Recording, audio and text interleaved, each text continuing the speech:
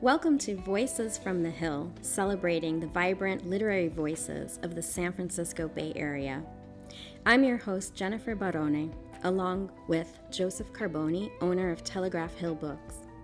Each episode, we sit down with a local author to explore their creative process, inspirations, and the unique stories that shape our community. Today we're joined by Gail Reitano, a novelist and essayist whose work celebrates Italian-American culture and the stories of women navigating family, tradition, and personal ambition.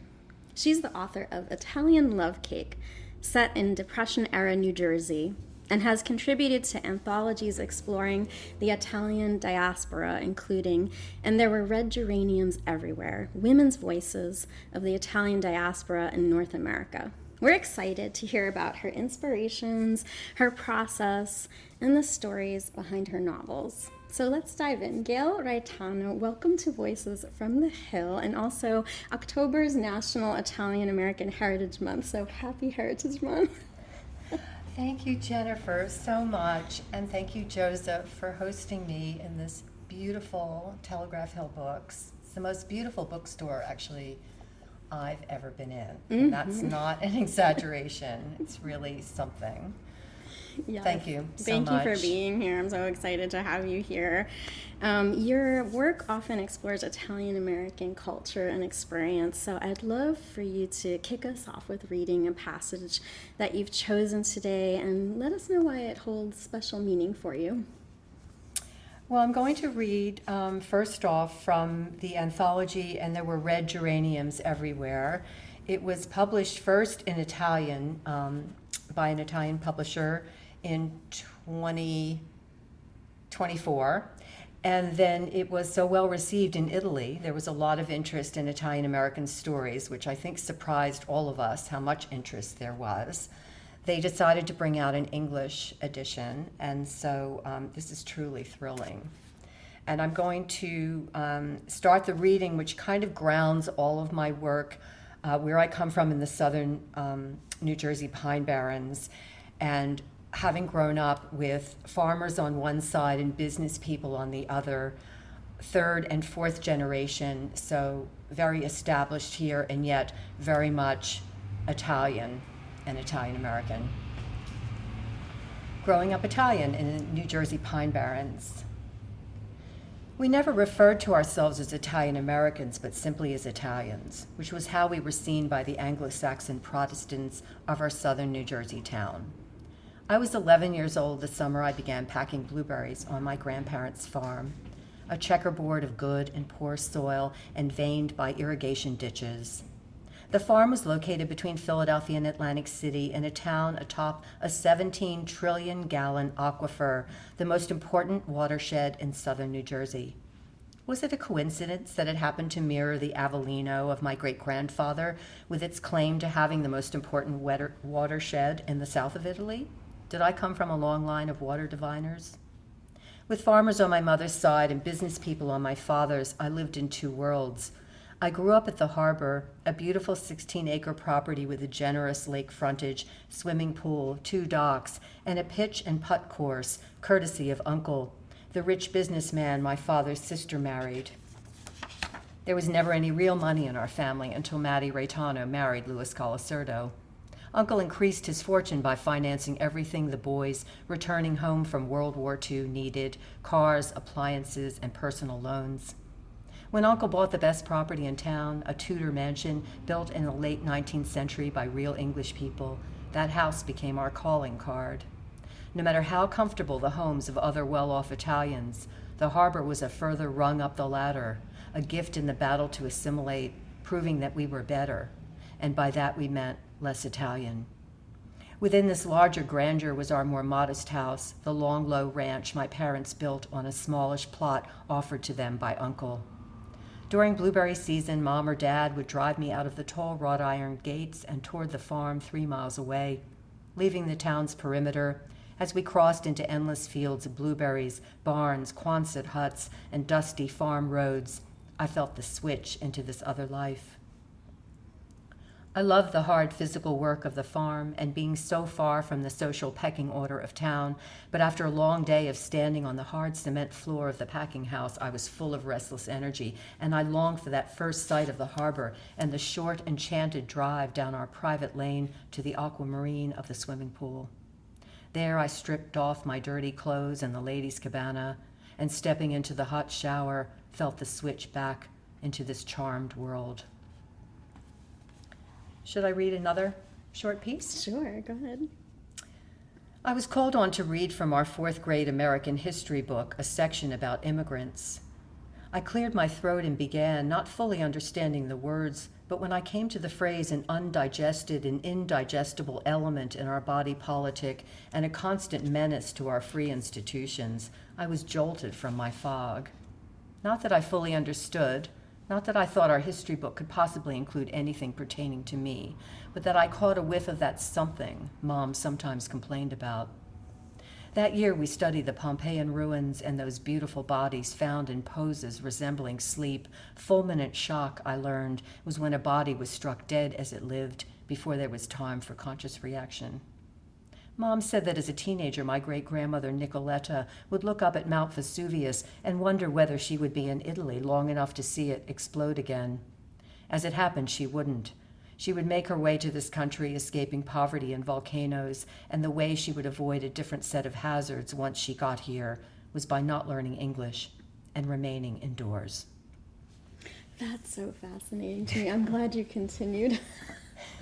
Mainly because my grandmother didn't speak any English and she came from the foot of Vesuvius. Yeah, what were you mentioned just in that last sentence, like that she escaped dangers by not speaking English. What does that mean? Well, I think the fear when you're, well, let alone now, what's happening in this country, but the fear when you're an immigrant of facing the world, going out, embarrassed that you don't speak the language. You're the woman at home. It's usually the man who's out. He's doing yard work or working on the farms. She's at home and maybe she cleans houses or maybe she bakes for a living. Mm-hmm.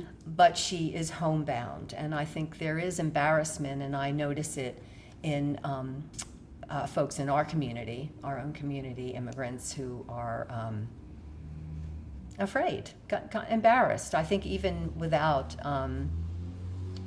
a government crackdown, it's just the embarrassment of not meshing in and feeling that timidity. On the flip side of that, I feel like as an Italian American, there's also this sense of, I'm not American enough, I'm not Italian enough, and I always kind of perceive us as being this like hyphen in between Italian American, not belonging anywhere. But as on the flip side of that for you personally, and also in your work, like, can you talk a little bit about the longing and belonging of being an Italian American? Well, I think it's similar to anyone who's come to this country, because I think what this country does, there's the American overlay of being an American, and it's very much capitalism and getting on and having a nicer house and, you know, having your kids be better off than you are.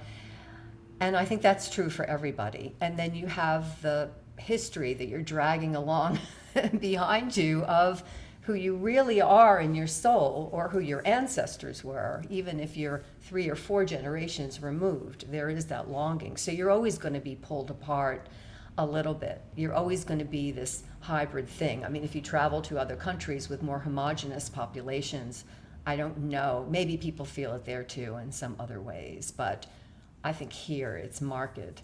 Mm-hmm. Do you feel, it sounds like in your description that you feel like the burden of the ancestors like on your shoulders. There's also in your work the inspiration of the ancestors. It's kind of like a double-edged sword in a way.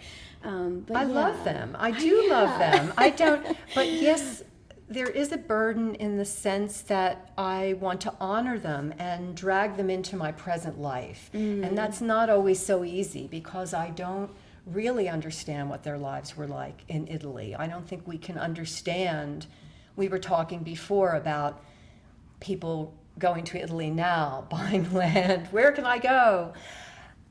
But if this is home, I don't know. I think we're Americans now. But the Italian part, we were Italians in my small New Jersey town. We weren't, and my mother kept saying, but we're Americans. But we felt Italian. We were treated like we were Italian. So yeah, there's always going to be that push-pull. I probably wouldn't be a writer if I didn't have that, aware of that pull. In your community where you grew up, I'm sure you also, maybe like myself, had the support of Italian culture, although it's Italian American culture, like you write about in Italian Love Cake. It's very specific. We have our own culture, I think, as Italian Americans, the things that we've invented, things, even language, as well as such as the Italian Love Cake, like so recipes that are ours distinctly. But did you have the support system of, like, let's say, bakeries, cultural institutions, like kind of in reinforcing this identity as you were growing up? Oh my God, yes. I mean, the markets, all the names on the storefronts were Italians. And there were the cold cuts, and there were the bakeries, and oh my God, it was just so funny. In fact, my husband, who's from New Zealand and actually Scottish, when he first came to my town, he noticed, I hadn't even noticed, he said, there are Italian names on every shop and storefront. And I went, oh yeah, there are, because it was like one big little Italy for us. In New Jersey too, as well as in Brooklyn and New York and those other pockets. Well, yes, it was particular, yes, it was like those for sure. I mean, those neighborhoods exist everywhere, but our town was pretty committed in that. And our town was, maybe, it's changing, very conservative politically, but very Italian American. The service organizations, the Sons of Italy, the Lions Club, very strong male service groups, and fantastic. And living in the Pine Barrens with its natural, fishing and hunting and all those things. And my father loved to fish, and so I did boy things with him, and it was this mix of just very rural and isolated and away from the rest of the world, but leaning towards Italy that we didn't even know or understand, and just at the same time wanting to be ruthlessly American. So it was odd. Are there things that you miss, and things maybe that you also don't miss? Because now you're living in Bolinas, which is quite far removed from that environment, but maybe the connection that I'm seeing between those two environments in your work is this being really connected to the land. Like you're describing the Pine Barrens, as a very natural reserve, and so is Bolinas. But are there things that you really miss about that community, and maybe things like, I just wanted to get away from that? or remove myself from for a time? It's so changed. It was so long ago. I miss the harbor, the property that I grew up on. I mean, it was such a wonderland, and it was kind of designed to be that way by my rich uncle. And it was this special place, and I think the connection to the beauty of it, the incredible beauty of it, and my two sisters and I would just be roaming around in this environment. It was set me up for disappointment. No, it was really like a wonderland. It was really kind of gorgeous. But there were family frictions. There were a lot of family problems. There was a lot of financial stuff that was strange, rivalries, failed businesses, successful businesses. So it wasn't just perfect. But yes, Bolinas and living in a rural environment, and the Bay Area with so much natural land and parks, I have to be in that kind of place. Yeah, it sounds like you're connecting. Yeah, they are definitely connected. Maybe not exactly twinned, but I do feel, I feel that. It feeds feeds something deep. Mm-hmm. Yeah. In your last passage that you just read, you touched on this subject of, so it was sort of different than the way most people perceive like Italian immigrant experience. Typically, the typical idea of an Italian American experience is come here, there's economic struggle, there's like this striving to like establish a life. But you talked a little bit about growing up in places where businesses were thriving and there was almost a little bit more of a different class or a higher class, like a wealthier environment. Can you tell me how that shaped your perspective on the Italian immigrant experience, and especially the struggles of class and what it's like to build a life here in the U.S.? Well, that boom that I lived through, because I am the age that I am, was the result of World War II. So it was a very particular time. And in the decades since, as a writer, I've come to view that in a very real political lens. And so when I wrote Italian Love Cake and I placed it in the 1930s in my grandmother's generation, it's not her story. The woman she could be my grandmother, but she's not my grandmother. She's a fictional character. But I wanted to show the Depression and what they went through, my ancestors, when they first got here, and how it was a very different time. And if I wrote a sequel, which I'm not planning to do, although I do have a file of notes, but I'm not planning it, I don't think, it would be interesting to drag that family then into that boom that was World War II. So, my Italian-American family were able to take advantage of that, as many American families of all backgrounds took advantage of it. It was a different time. But politics and economics, I've become really obsessed with it, and especially with what we're living through now. And when I first started to write Italian Love Cake, I felt a creeping fascism in this country. I think a lot of Americans have, Yes. And writing about that period when Mussolini was so popular and the Italian fascist movement was strong in various towns, including my hometown, had a very vibrant Italian fascist group. And my main character, Marie Genovese, one of her younger brothers, is involved with the fascists, and there's an anti-Semitic hate crime. I mean, things happen in the town.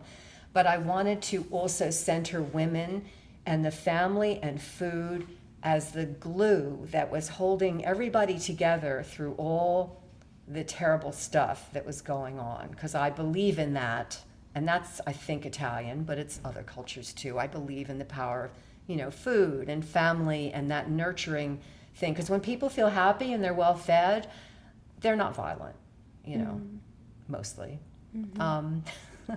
So I wanted to mix all those elements in. Did that answer your question? I love the idea of food being able to save the world. Okay, yes. And I want to say almost stability and grounding to chaos, because living in a fascist regime or in a war-torn place is chaotic. And what I'm hearing you describe is women being this grounding force, for not only their families, but culturally, for the community. They're also what I kind of feel a little bit aggro about personally is they're often this kind of unfortunately nameless, voiceless, quiet, as you mentioned, stuck in the house. They're providing so much for our lives and for a culture and the community in general, but we don't give them names, we don't give them voices. They're sub characters or side characters in the book, but they're so crucial and so important. Can you talk to the importance of women in your work? Boy, can I. I was waiting for that question. Well, that was a big reason for writing this book, Italian Love Cake, because I wanted to give a woman who was of my grandmother's generation, growing up in the Depression, coming of age in the Depression, a big voice, and have her really scream to be heard. She doesn't do a lot of screaming, but she fights. She's got to fight. She's inherited a 5 and 10 from her mother, who dies, on the verge of losing it constantly. It was, her father won it in a poker game. It was just kind of complete fluke that she has this store. And I wanted to make her a feminist, and I did. because my grandmother was totally feminist. I mean, she didn't go around, doing these rants or anything, and she didn't. But my God, she knew her power. She knew how many balls she kept in the air. She knew that she could do anything. She refinished furniture. She was cooking all the time. She ran the blueberry farm. She had her garden. She sewed beautiful suits for all of us. She would do these Chanel knockoffs with boucle. She'd buy this fabric. She was just this amazing woman. And she was one of 10 kids. She was the fifth. And she ended up raising the ones who were younger than she was. So she really had no life for ages and ages. And she did piecework in a factory, and the factory collapsed on her. There was a flood or something, and the foundation gave way, and her neck was permanently damaged. She was okay, but she was in this collar for a while. But she had this really immigrant life. But then the farm, and my grandfather was very clever with his money, careful with his money, and they amassed a nice little nest egg. They just worked all the time. And I just wanted to revive her, but make her a feminist. And that's what I did. And I stand by that. Absolutely. I mean, there's also been a lot of controversy in Italy around sort of modernization of women and women's roles, to the point where there's even been I think a national campaign to try to convince women to have children. I don't know if you've read about that. I haven't. Yeah, because there's a population decrease in Italy, and so they're trying to increase the population. There's even been billboards and things like that around it. But can you speak a little bit about this kind of idea of modern women, modern Italian women, and the role of childbearing that is appearing in your book? Yes. Yes. In fact, I guess the next excerpt I'm going to read is Marie, my main character, gets pregnant. Her boyfriend, her lover, is married. He's a very wealthy man in town. And so it's outrageous and terrible. And so she attempts a herbal abortion, and that's the section that I'll read.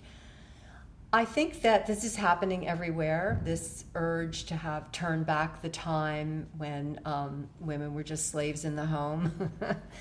I shouldn't use the word slaves perhaps, but unpaid labor, kind of forced through economics, in the home. And it's bad, and it's not what women want, and we're not going back. So yes, my view is I'm, absolutely pro-choice and absolutely for all kinds of freedoms, and I'm definitely a committed feminist on that score. Shall I read? Yeah, Shall I read let's hear an excerpt from Italian Love Cake. Okay, so the setup is it's 1939. Marie's 5 and 10 is failing. The depression is still lingering. She hasn't heard from her wealthy lover in days. Her brother Gino is full in with the fascists now and listening to Father Coughlin on the radio and getting into fights. And Marie discovers she's pregnant. At home, I sat in the living room enjoying the violet dusk. I delayed for as long as possible the drawing of curtains, the turning on of lamps. After a while, I went to put water on for tea, and at the moment I returned to the quiet living room, in the fading light, I felt a presence. At first I thought it was Sammy, or I hoped. Sammy is the nice younger brother, not the terrible Gino, who's the fascist.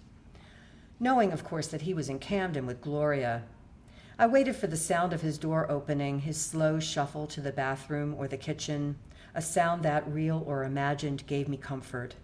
But when I looked around, all I saw was the old furniture, my mother's doilies placed on thinning armrests, and the fresh dusted break front minus the cut crystal bowl. That's another story. I went into the kitchen and took down the small envelope of Artemisia. How should I grind it? How to disguise a gritty texture or bitterness? Mom, where are you? She was at rest in the ex voto, lying by the materia medica, that quarto of frayed leather with its sharp, drying edges. She was among her sweaters and books. She was everywhere. Someone wrapped her arms around me, and with a stirring rattle, I dropped my measuring spoons. Guided by a strange force, I emptied the full contents of the envelope into a pot of peppermint tea. Yesterday, Ruth had casually mentioned that the doctor in Roseview was no longer seeing patients. She was hesitant to tell me and surprised when I took it so well. Even if we had to travel to Philly or New York, she said she would help me find someone. To raise a child alone without enough to provide for that child was like baking a cake without ingredients, running a store without stock, or putting food on the table without money. Already I had spent too much of my young life doing these things. Alone and in the full glare of the town, I would be shunned. I took a sip of the tea, and with that first taste, only slightly bitter, I went into the ex-voto. That's this little room where Marie keeps all her dead mother's things. To check on the instructions, one more time. The Materia Medica fell open to the well-used page. According to a Dr. Trotula from Salerno, mugwort was the recommended antidote to the result of love, along with its mother herb, Artemisia, named after the goddess of fertility, marriage, and childbirth. Artemis was also known as a protector of women and children, and I saw no contradiction in her many roles, which to my mind corresponded perfectly to the complicated lives of women. The book recommended the use of both Artemisia and pennyroyal, but I'd been unable to get the latter. It said the tea should be taken 3 times a day for 5 days and 5 days only, after which you were in danger of having your kidneys quit. I took another generous sip. I went to bed early. My sleep was dreamless. Should I stop there? Yeah, that's perfect. What I think is really fascinating about that is, like, I'm curious how much research you did to find out, like, some of those herbs or even the Materia Medica. I feel like there's a wave of younger Italian-American women who are getting really interested in Italian folk traditions, connected to herbalism, and I even found the last time I was in Italy, like, one of the oldest schools of medicine, which was around Salerno. They have a gorgeous herb garden that's called the Garden of Minerva, and we're talking about Greco-Roman times, where women were teachers, women were writers of medicine, which we don't normally, feel like that in American culture. But we had Italian women, doctors back in the ancient times, and also teachers at this medical school, which is so cool to me. But how did you do your research around the herbal abortification herbs? Well, it was so funny because, and you're right, women have always been herbalists, going back thousands and thousands of years. It's ancient. Well, it was interesting because when I first had the concept for the book and I was looking up abortifacients, like kind of a long time ago, I don't remember, it came out in 2021, and I guess I started the book in 2017 or something like that. And there was very little that I could find on the internet about abortifacients. It was, and I got some various books. And then as I continued to research, which I do throughout the process, and refining the book and honing and editing and going back on, is there anything I've missed? There was more and more and more and more about abortifacients and fashions between like 2017, 18, and it just kept going. And I thought, oh, that's interesting.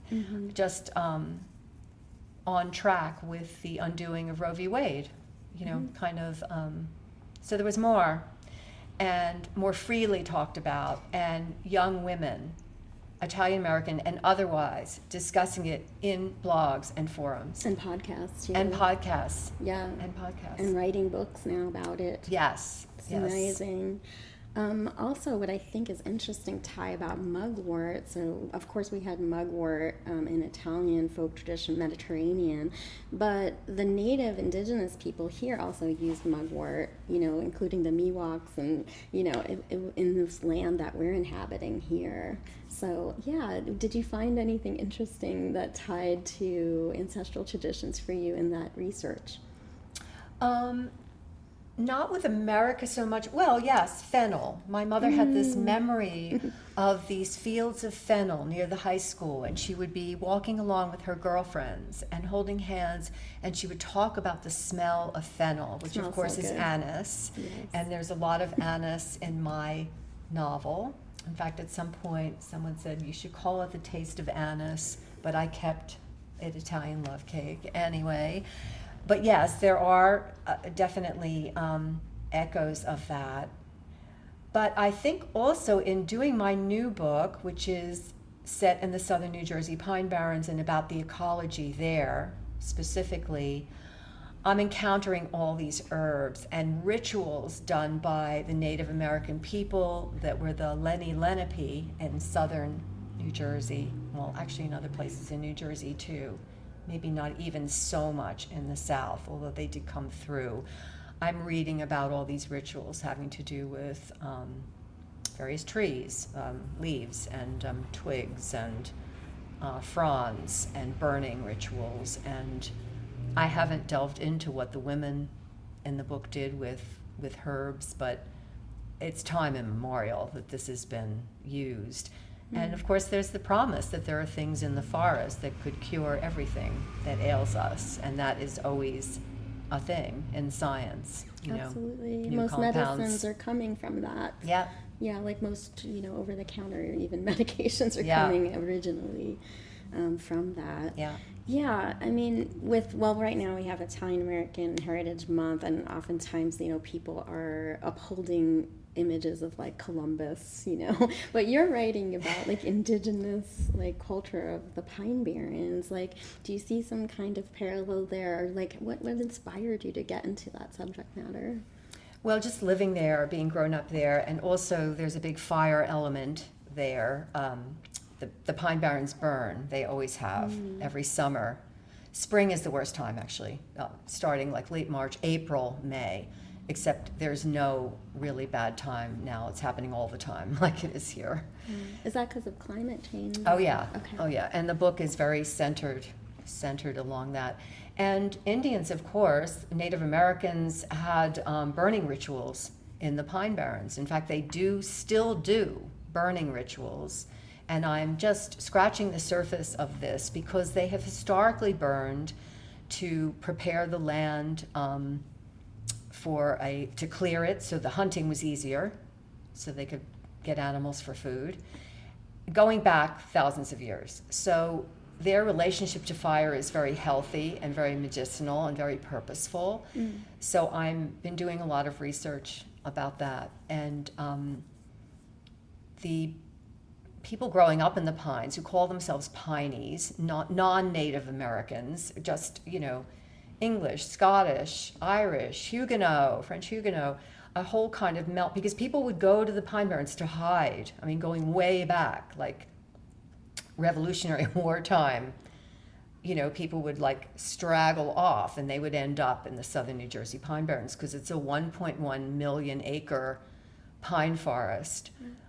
With towns in it, like the one where I grew up, but it is a very special, hidden, unique ecology. In fact, it's a biosphere. It's a UNESCO biosphere. It was one of the first to be named in 1976. So that means it's worth studying, geographically, its soils, its flora, fauna, its social customs, its folklore. So it is a complete system. It sounds mystical and magical to me. It is mystical and magical. Some people think it's boring because you enter it, it's all flat and it's pines as far as the eye can see, and they think, okay, this is probably dull. But it is just, the more you get to know it, the more incredible it is. Have you had that experience of finding the mystical and the magical and the nature of Italy as well in your travels there? Oh, God, I worried about this question because I want to, and I have on various holidays. I most definitely have. But I'd be lying if I said I knew it well. And embarrassed to say, despite the fact that two sides of my family come from Naples and Sicily, I've really mainly traveled in central Italy. So I have, my ancestors come from Genoa, Rome, Naples, and Sicily. And we would just, when we lived in England, my husband and I were in London for 12 years, we would just go running to Tuscany whenever we could. And now I'm more adventurous. We're older, and now the South. I want to know. I want to get down there, and I So I'll be calling you for lists of places. I'll come meet you. Come meet me. And you can order. Yes. You can order in the restaurants, please. Yeah, I'm a little far removed. In 3 generations, 4 generations, we ditched the language. I mean, my grandmother was really good at languages, and some of the people that worked on their blueberry farm spoke Spanish, and my grandmother could rattle it off. My grandmother could speak Italian, but really she only spoke English. And my mother, made sure that she only spoke English, and they ditched it. They ditched it. I kind of, you're bringing me to this topic that I personally feel like, our grandparents had shame around, like, not speaking English, but I feel as an Italian American like a strange shame for not speaking Italian. So I've had to actively learn it, and I feel like language opens these kind of mystical doors to connecting to the ancestors, and it's very important for Italian Americans to sort of regain that language. But then also for us to go back to Italy and explore our heritage, we really have to be very actively invested. We have to spend time, money, like journey there, really try to use language to connect, either reconnect to family. It's a lot of effort. Have you had that experience? Well, yes. I think in general, the way I like to travel anyway is to be immersed and stick in one place for a bit and watch people go by and talk to people in a very real, just one-to-one way, not the Instagram photos of the Trevi Fountain and all that, So I find traveling hard these days because there are so many people traveling, but I think it's probably very easy to pick your little fishing village or someplace off the beaten track, and that's the kind of traveling I need to do. But for me to learn the language, I'll have to be there for a period of time. Yeah. I won't be able to just dip in and out. I've taken lessons here, and they've been very competitive, the groups I've been in, and I just was, like my great-grandmother who thought, I'm not learning English, I'm staying home. I felt a little intimidated. I have to be there. I have to be with the person speaking in a real situation. I love trying to speak Italian, but I know I'm always making mistakes. But I have to really fight through this fear and shame in order to speak it, because it feels awkward to be an Italian American and not be able to really speak Italian fluently. But we had that break in generations, where in one generation we lost our language. Yes. And so it's a kind of a burden. We really have to be active about reclaiming it. But when you say you want to go off the beaten path these days, because I find that, everyone's first trip to Italy is always Rome, Venice, Florence. But then what's off the beaten path for you now? Like, are there places in Italy where you're just like, I really want to explore this kind of... Well, south. I really want to check out the south. Mm-hmm. And I will definitely go back to Rome, and I would like to do sort of the more touristy Amalfi Coast kind of places, just to eyeball them. Yeah. I'd like to go to Milan because I love fashion, and Milan was always, and I worked in fashion in New York, and I think, okay, I'd love to go to Milan. Mm-hmm. If it is still the fashion capital, I don't even know. What did you do? What did you do in fashion? I worked for Women's Wear Daily and W magazine. I worked for Condé Nast. You did? Okay, here we go. We'll have to take this. We'll have to do a deep dive at some point. I mean, Italians have to talk about clothes. Yes. That has to happen, right? Mm-hmm. So there are a lot of places I want to go to, but I'm usually just at my desk writing, and it's... Have you written in Italy when you go? Only in my diary, never on a project. Okay. But that would be cool to spend a chunk of time, wouldn't it? Yeah. I wanted to talk to you a little bit, too, about Italian American writing communities, because you're being asked to be on panels, you're kind of flying around, reading around the country. Is there a difference that you find in the Italian American writing groups, let's say on the East Coast, where you're from, as opposed to the West Coast?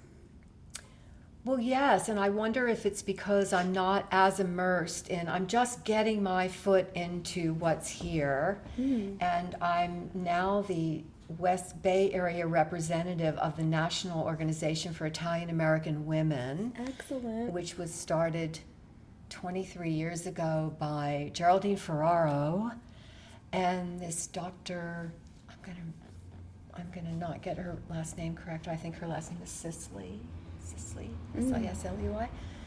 Anyway, two really great women who saw a need, and that's based on the East Coast. I do see a difference. I think that there's a big group of Italian American writers in and around Boston, and I'm in touch with them, in New York, and they just have a more intact ethnic culture, if I can put it like that. Maybe because the California Italians are older, were here longer, arrived earlier, maybe more assimilated, maybe Swiss Italians, there might be a difference. The East Coast feels more like where I grew up in southern Jersey. It feels more, a southern Italy concentration for sure, not Swiss Italians so much. So I wonder if those regional differences influence the assimilation once everybody got here. But I'm loving it because it's so proud. Yes. And I was raised to like, you're not Italian. Your rich uncle's living in this English Tudor house and you're living on this estate. You're not an Italian. And then I go back and they're having these huge family meals and everybody's talking really loudly. We did that too. But I don't know, it just feels like home. And it's great. And I feel a little bit like I'm hanging out here, but I'm really determined to, because there are Italians here, and I want to believe that Italians are Italians are Italians, that there'll be some connection, and it's happening. It's starting to happen. Do you consider yourself like a pioneer in this world of Italian American literature? Well, I'm just going to sound like I'm completely full of myself if I say yes, but I do a little bit. Good. I do, because that's very much in my nature to want to be a pioneer. I hope I aspire to it. Yeah, I do a little bit. It's wonderful. Yeah, do you see maybe some resources like burgeoning also on the West Coast in this fashion, or do you think it would take some work to get us there? No, I feel like it is. It's being kickstarted.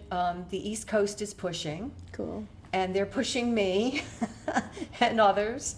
And at first I was going, no, I'm a writer, I'm writing. But now, I'm stepping out a little bit more. There's something at the Italian Athletic Club right around the corner here and I'm not going to, I really should give them a plug, and now I'm not, okay, just landed in my inbox, so I don't know what it is. So I'm not going to say it, but there is an event, and is it coming up soon this year? Okay. Yes, and a writer that I wasn't familiar with, but I need to start plugging, actually. She's going to be interviewed by Christina Pelosi, and I'm going to be there. And so these events are starting to happen. Great.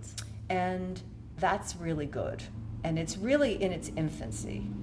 And then I'm going to the East Coast in early November to be on a panel at Montclair University to talk about Italian diaspora women. Yes, wonderful. And I'm not an academic.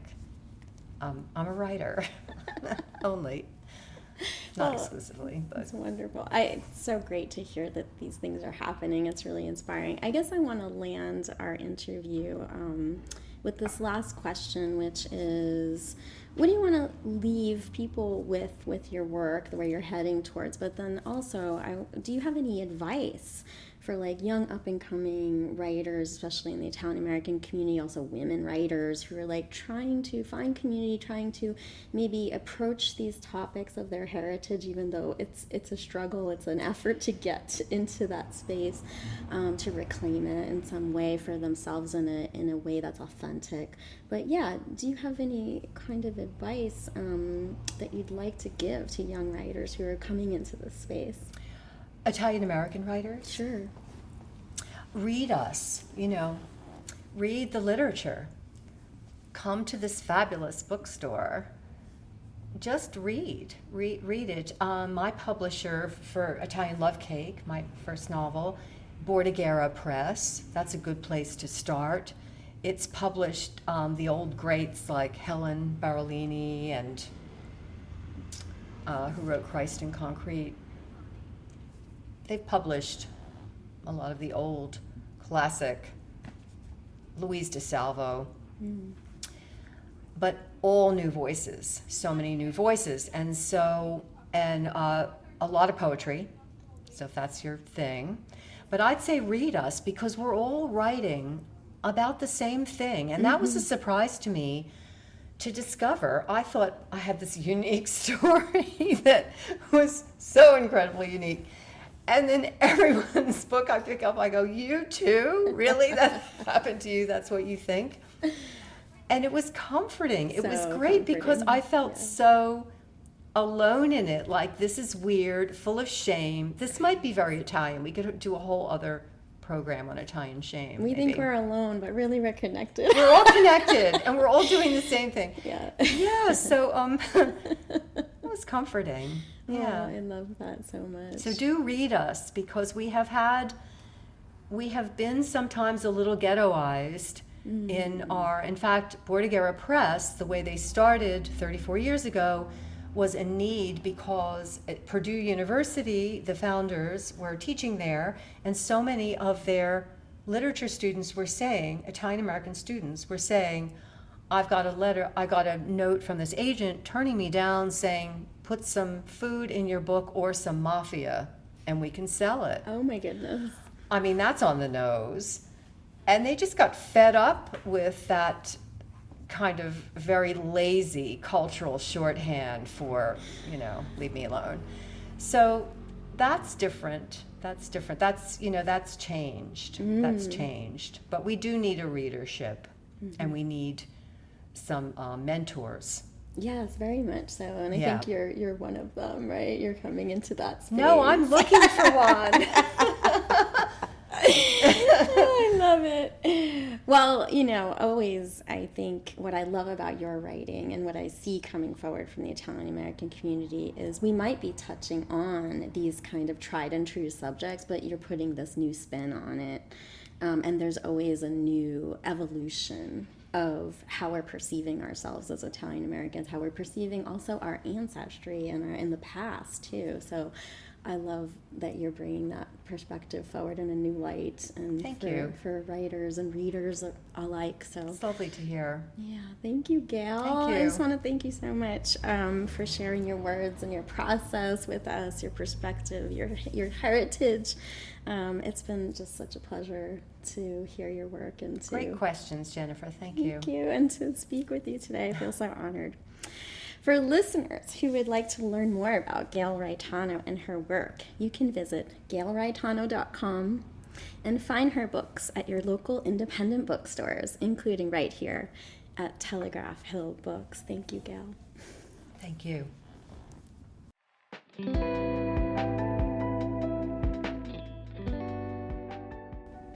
This podcast is brought to you by Telegraph Hill Arts and Literature.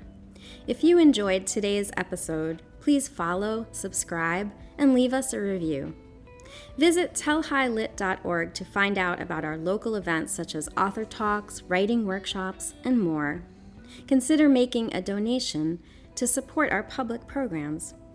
If you're a Bay Area author interested in being on the show, we'd love to hear from you. Reach out to us at submissions@tellhighlit.org. Thanks again for tuning in. I'm Jennifer Barone, along with Joseph Carboni, at Telegraph Hill Arts and Literature, and this has been Voices from the Hill. Until next time, keep reading, keep writing, stay inspired, and come visit us at Telegraph Hill Books in North Beach, San Francisco.